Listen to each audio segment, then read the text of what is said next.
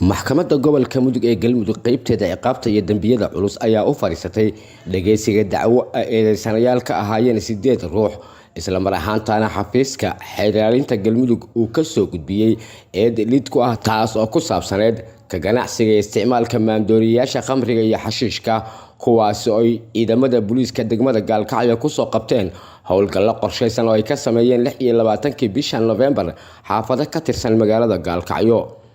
garsoore Axmed Salaad Kulane oo ay garab fadhiyeen kaaliyaal ka tirsan maxkamadda ayaa ugu horeyn soo jeediyay eedda loo haysto 8 ruux isagoona sheegay in dhammaantood lagu soo eedeeyay ka ganacsiga iyo isticmaalka maandooriyaasha khamriga iyo xashiishka soo jeedinta garsooraha kadib ayaa la guda galay dhageysiga eedda xafiiska xeeraarinta Galmudug waxaana soo jeediyay eeddaasi oo faahfaahsan Cabdifataax Sheekh Axmed ku-xigeenka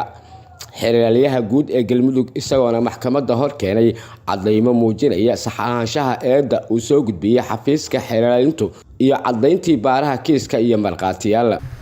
eed lid ku ah sanayaasha kala ah Kuusow Boole Aadan Cabdiraxmaan Khaliif Xirsi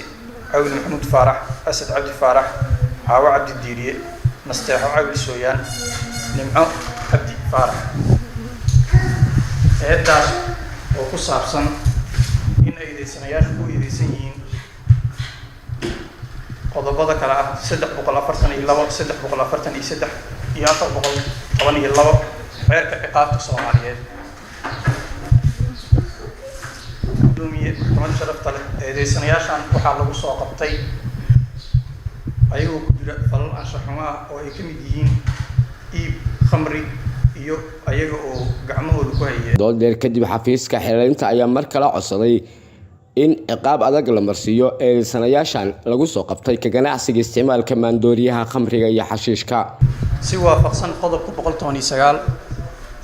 waxaan maxkamadda sharafta leh ka codsanaynaa maadaama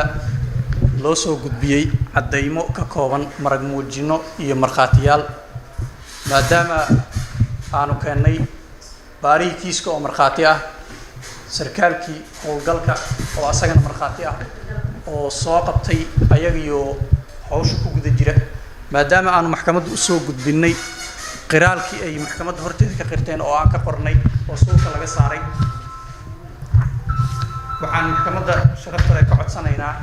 in eedeysanayaashan wixii sharcigu uu ka qabo oo ciqaab ah la marsiiyo maadaama waxyaabaha ay ku guda jireen ay ahaayeen waxyaabo fuxshi ah garsoore Axmed Salaad Kulane ayaa gunaanadka sheegay in maxkamaddu ay go'aan ka soo saari doonto eedahan loo soo jeediyay 8 ruux ee ciidamada amnigu ku soo qabteen howlgal ay ka sameeyeen Gaalkacyo kuwa oo qayb ka ah ololaha la dagaalanka ee ciribtirka argagixisada iyo maandooriyaha